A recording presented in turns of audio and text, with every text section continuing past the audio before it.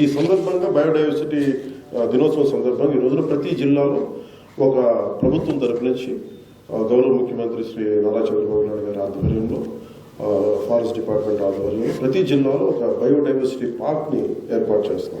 ఇది ఏంటంటే స్థానికంగా ఇందాక బుక్ కూడా చేస్తే ప్రతి పంచాయతీకి సంబంధించి దాదాపు 13,000 అయినప్పటికీ 14,000 పుస్తకాలను ప్రచురించాయి. మన రీసెర్చ్ వర్క్ చేస్తే ప్రతి గ్రామంలో ఏమున్నాయి, ఎలాంటి ఎగ్జాటిక్ ప్లాంట్స్ ఉన్నాయి, ఎలాంటి అంతరించిపోయే ప్లాంట్స్ ఉన్నాయి, ప్రత్యేకంగా ఉంటాయి వాటి మీద అలా ఎలాంటి జంతుజాలం ఉంది, వీటన్నిటి మీద ప్రత్యేకించి పుస్తకాలు ఏర్పాటు. దానికి సంబంధించిన క్రమంలోనే ప్రతి జిల్లాలో ఒక బయోడైవర్సిటీ పార్క్ ఏర్పాటు చేస్తున్నాం. ఇది స్థానిక జాతులను చూపిస్తూ పర్యావరణానికి సంబంధించిన విద్యా కేంద్రంగా ఇది పనిచేస్తుంది. అలాగే ప్రతి గ్రామంలో ఒక పల్లెవనం అంటే చిన్నప్పుడు కూర్చోబెట్టి 70-80 సంవత్సరాలు కాదు, ప్రతి 5-10 సంవత్సరాలకు మారిపోతాం. ఉదాహరణకి నేను హైదరాబాద్కి వెళ్ళిన కొత్తల్లో ఎంత అందంగా ఉన్నాయి ఆ కొండలు. అంటే నాకు ఎన్ని నెమళ్ళు కనిపించాయో, ఎన్ని జంతువులు కనిపించాయి, ఎన్ని రకాల క్రిమికీటకాలు కనిపించాయో. అఫ్కోర్స్ డెవలప్మెంట్ కావాలి, అభివృద్ధి జరగాలి, నాగరికతను మనం ఆపలేము. కానీ ఇన్ని ప్రభుత్వాలు వచ్చినా కానీ ఎక్కడా కూడా ఆ రాక్స్, ఎగ్జాటిక్ రాక్స్, ఒక ఇంత పెద్ద చిన్నపాటి రాయి మీద దానికి ఒక 100 ఇంతలు ఉండే ఒక రాయి దాని మీద ఆధారపడి ఉంటుంది. ఇలాంటి ఎక్కడ కూడా మన అభివృద్ధి పేరు మీద మన స్థలాలను అందరికి ఇచ్చేసాం. కానీ ఒక 100 ఎకరాలు కనీసం ఈ బయోడైవర్సిటీ కోసం కాపాడాలి అన్నది ఆ ప్రభుత్వానికి లేకుండా పోయింది. And this is what balance లేని development. So development should align with biodiversity. ఇప్పుడు ఉదాహరణకి మనకే ఉంది, మన మంగళగిరి చూస్తే చాలా అద్భుతంగా ఉంటుంది. అక్కడ మీరు వెళ్తే వాకర్స్ పొద్దున్నే, జాగర్స్కి పొద్దునే ఉంటుంది ఎకో పార్క్ ఉంటుంది. అక్కడికి వెళ్తే ఎంత అందంగా ఉంటుంది, ఎంత అద్భుతంగా ఉంటుంది. కానీ దాన్ని తీసుకొచ్చి బిల్డింగ్లు కట్టేస్తే బిల్డింగ్లు కావాలి కానీ ఎంతో కొంత మనం పరిరక్షించుకోకపోతే భవిష్యత్తులో మనకి ఏముంటాయి, మన పిల్లలకి చూపించడానికి ఏముంటాయి. అందుకని మేము ఆలోచించి ప్రతి గ్రామంలో పల్లెవనం అయితే ఉండాలని, దాంట్లో స్వదేశ మొక్కలతో ఉండే ఏర్పాటు చేస్తాం. ఇది తేనెటీగలు, పక్షులకు ఆశ్రయం కలిగించి గ్రామ స్థాయిలో పర్యావరణ జ్ఞానం దీన్ని పెంచుతుంది. ఈ 2 కార్యక్రమాలు మనం చూడడానికి ఈరోజు చాలా చిన్నగా కనిపించవచ్చు, కానీ ఇవి చాలా భవిష్యత్తులో కీలకమైన మార్పులు తీసుకొస్తాయి. అలాగే స్కూల్ విద్యలో బయోడైవర్సిటీపై బోధన ఉండాలి, విదేశీ మొక్కల వాడకాన్ని తగ్గించాలి. ముఖ్యంగా ఇక్కడ నేను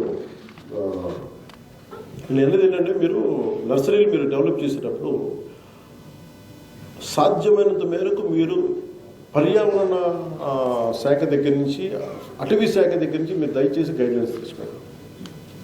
ఎందుకంటే మీరు మొన్న కూడా నాకు పంపించారు, మీరు కోనా కార్పస్ని వదిలేయమని ఇంకో సంవత్సరం. మీరు దానికి జరిగే డ్యామేజ్కి లాభాలు వస్తుండొచ్చేమో, కానీ ప్రకృతికి చాలా రాష్ట్రానికి చాలా హాని కలుగుతూ ఉంది.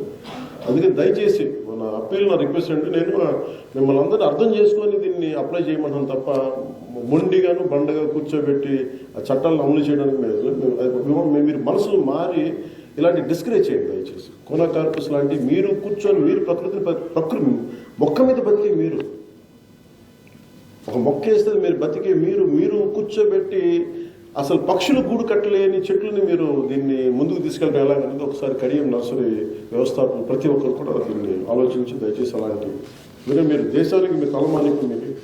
సో మీరు అలాంటి కడియం నర్సరీ అందరూ కూడా మీరు స్థాపించే ఓనర్స్ అందరూ కూడా ఇద్దరు కొంచెం దృష్టి పెట్టండి. అలాగే ఈ 2 ఇందాక చేసిన బయోడైవర్సిటీ పార్క్ ప్రతి జిల్లాలో, అలాగే ప్రతి గ్రామంలో పల్లెవనం, ఈ 2 కార్యక్రమాలు చాలా చిన్నగా కనిపించి చాలా బలమైన మార్పులు తీసుకొస్తాయి. అలాగే ప్రతి పౌరుడు కూడా ప్రకృతి రక్షకుడిగా మారాలి.